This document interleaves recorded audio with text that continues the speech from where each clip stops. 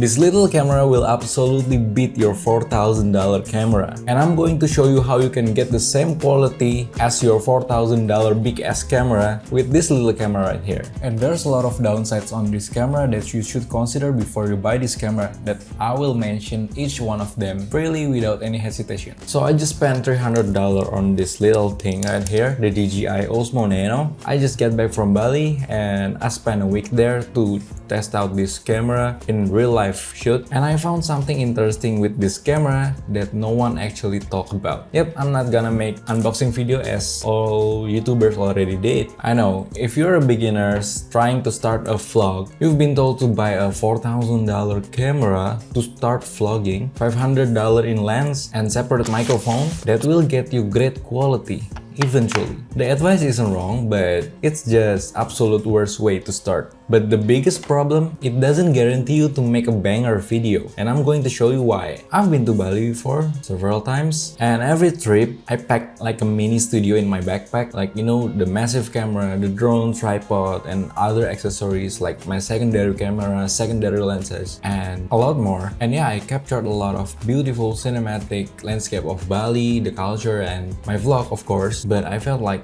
it's all purposeless. And then I end up upload nothing out of it because I think that I was too much spend my time on the gear rather than the plan. And the real killer of beginner content is the friction. It's the constant worry of the settings, the lighting, and minutes of assembling your gear. And yeah, at that time I was planning to find something that eliminates all of that. And on the first plan, I was thinking that I want to buy the DJI 360, but I end up buying this because it's cheaper and it's more versatile than the Osmo 360 in my opinion, because I already have the DJI Action 2 before and I like that camera, but just a few features that lacking from that camera. For example, the 10-bit D-Lock amp, and it cannot handle low light, even it's just sunset, and I felt like the quality is not there yet if I should compare with my FX30 right here. And I know they both cannot be compared, but at least if I'm using this camera, the Osmo Nano, side by side to the FX30, I can adjust the color with the 10-bit D-Lock amp, and of course the FX30 I shoot in 10-bit also. And yeah, let's get into my vlog. So all the footage in this video will be shot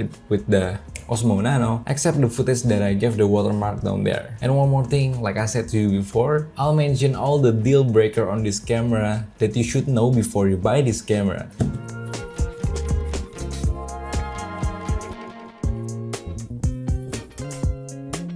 So I'm gonna test out my new Osmo Nano camera. This is in a low light situation near the airport. We'll find out how it works in Bali. To be honest, I'm pretty curious on how this camera will perform in the low light situation. I'm not using the super night mode because the quality kind of bad on the super night mode. So I prefer the 10-bit D-Lock amp on 4:3 ratio. Now I'm using the ISO 3200 with 100 shutter speed to reduce the jiggle on the rock steady stabilization mode. So we're just drop our luggage and we're now going to the entrance. I think in indoor situation this camera is quite good for handling this low light situation. This is not actually that low light as previous place, but actually my Action 2 does not handle low light this good as this camera.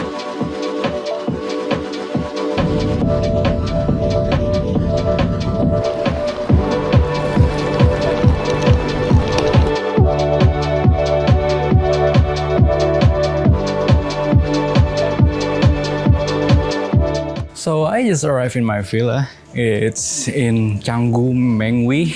Let's see the villa. By the way, I'm testing out this Osmo Nano and turns out pretty good. But I would say the battery is ran out so fast. I think it's too fast. Okay, this is my villa.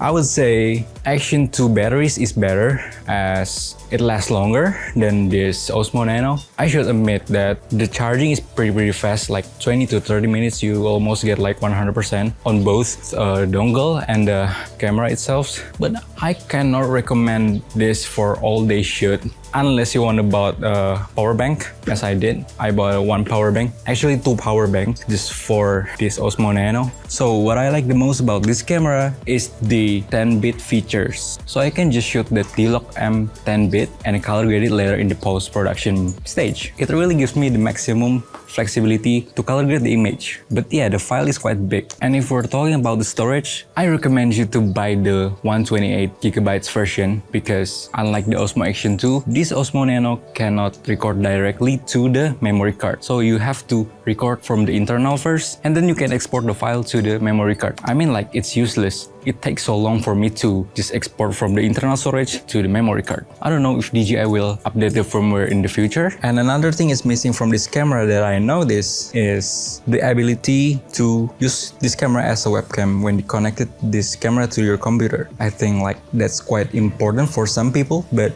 DJI removed these features in this camera. I don't know, maybe in the next firmware update they will update the feature again, and my Action 2 is pretty much can do that, but not the Osmo.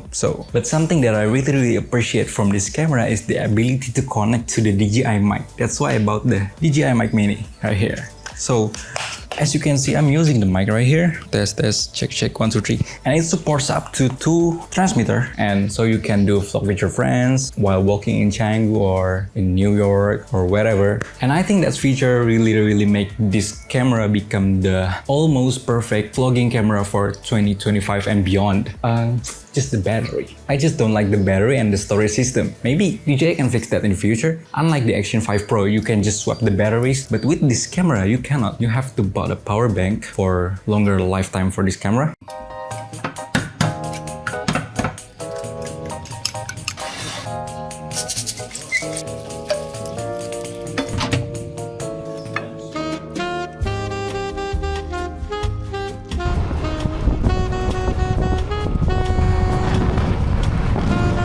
Yo, it's so hot in Bali right now.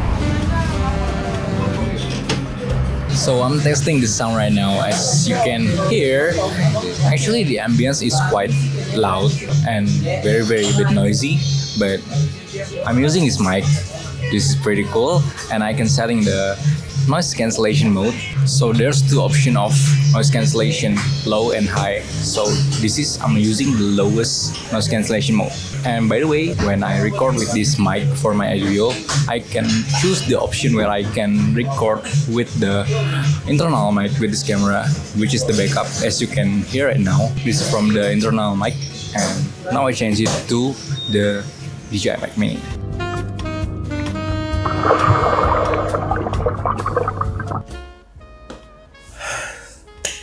So yeah, back to the studio. So I've tested a bunch of footage with this camera, including time-lapse, slow motion, and low light situation. Before I show you my best camera settings for this camera, I'm gonna wrap this test with a conclusion. So I think this camera is best for vlogger, whether you're a pro filmmaker who need that flexibility, that 10-bit and ease, or you're a beginner vlogger who just wants to start vlogging and need that simple and ready to go setup. So as a recap, this is the good thing that I found from this camera. So actually, I like the two-way magnet style. Yep, this is the two-way magnet style. As you can see up here, if you wanna vlog, point the camera to see what you see in front of you, you can set the magnet just like this. If you wanna vlog, you can flip this camera just pointing at your face right here. So yeah, if I turn on this camera, so yeah, it's on. And the flexibility to put this camera in almost everywhere with metal surface. So the DJI is already added a new magnet behind the camera right here. So previously the Action 2, as you can see, the magnet on the Action 2, it's just one-way magnet. So you cannot just put it right like this, just one-way magnet, and boom, the magnet is actually stronger, I think, because it's one-way magnet. And yeah, the magnet on the Action 2 is available only down here. There's only one magnet in this camera, but with the Nano, there's two magnets behind the camera and downside the camera. So I can put it horizontally or vertically with this camera. Unlike the Action 2 that it only has one magnet right below the camera. So when I find a pole on the street or street lamp, one thing I can do is just shoot on vertical mode, just like this. The next is the ability to shoot in 10-bit D-Log M. So this is a really big deal for me as I shoot on my FX30 right there. So I can just match the color from my FX30 and my Osmo Nano right here. But with this camera, it's very hard to match the color because the dynamic range is kind of low on this camera, as this camera has smaller sensor rather than this Osmo Nano, and it only shoot in 8-bit. So yeah, the color is not as rich as 10-bit color. So it's very hard to match the color on my FX30 and with the DJI Action 2. So yeah, right now I'm using the same setting on both of this camera. So the ISO is 100 and the shutter is 640. Yeah, as you can see, there's kinda so much different. I use the 10-bit D-Log M on the Osmo Nano and the normal on the Action 2.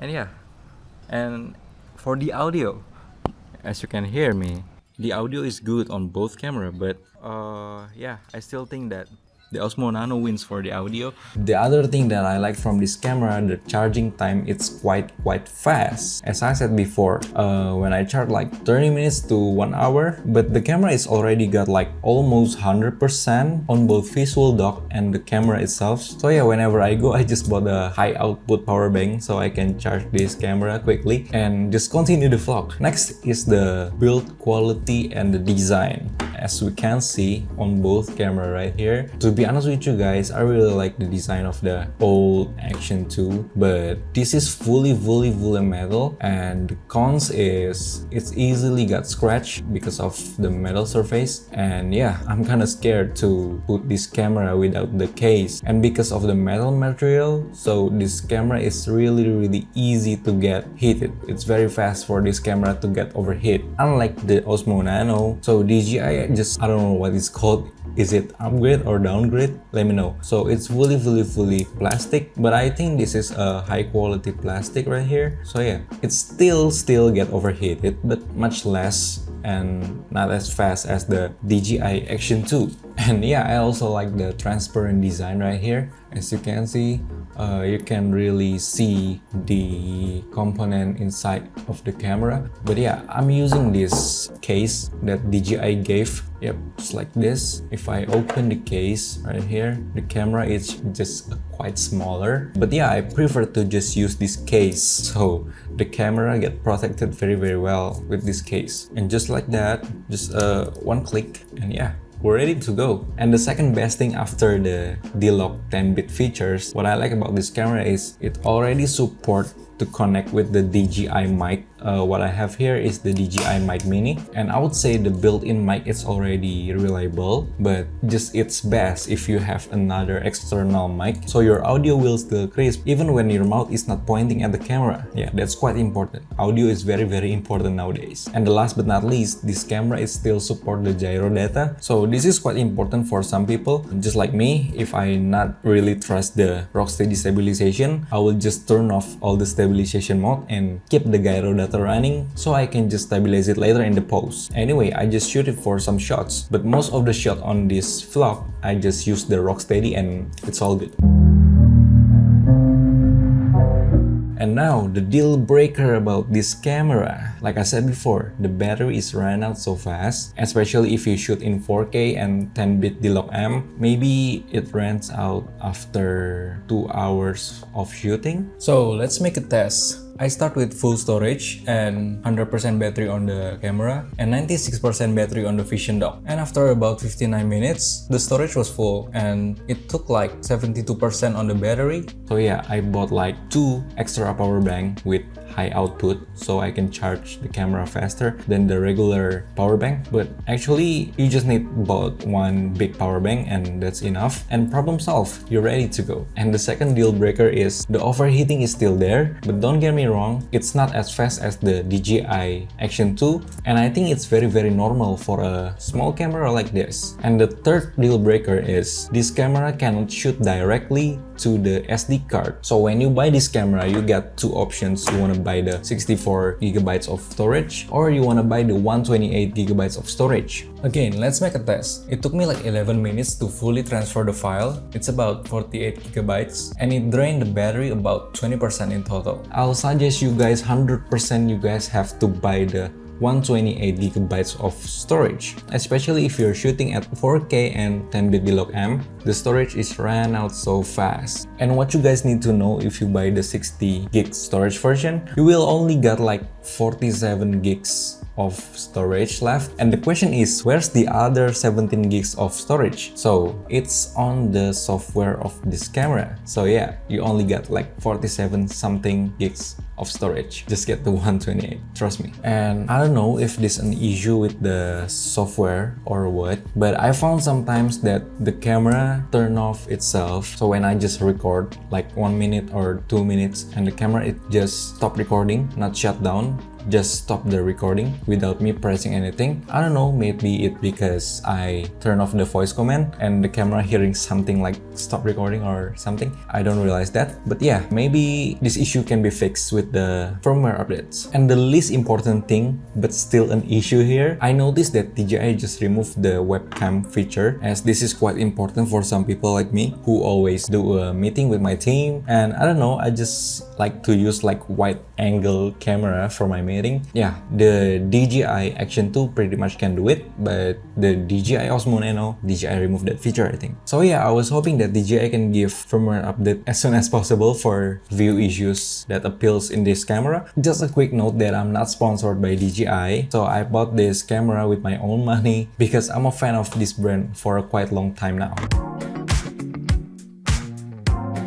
So as I promised, I'm gonna show you guys the best setting that I use for this camera when it comes to vlogging in the outdoor and the indoor. So yeah, let's turn on the camera. So the first thing when I buy this camera, what I'm gonna do is go to settings, and you can go down here and find the bit rate. So the default setting is standard, and you should change it to high. And as you can see the notes down here, high bitrate only available in video and slow motion, so this is not affect anything on photo mode. And after that, I'm gonna set the setting. As you can see right here, I make a lot of preset, just a quick setting when I'm vlogging in the outdoor, in the indoor, or for low light, or for high speed video. So what you're gonna do is come to the settings, and then you can find the exposure right here. I suggest you to the manual mode, so you can set the ISO from 100 to 30 to 100 maximum, and this is the most safe for low light settings. And then you can choose the shutter speed. I suggest just use the 100 shutter speed, because normally people use 150th shutter speed, and there's when the jiggles appears when you use the stabilization mode. So for this little camera, let's just use the 100 shutter speed. So for the white balance, I usually use like normal white balance. It range from the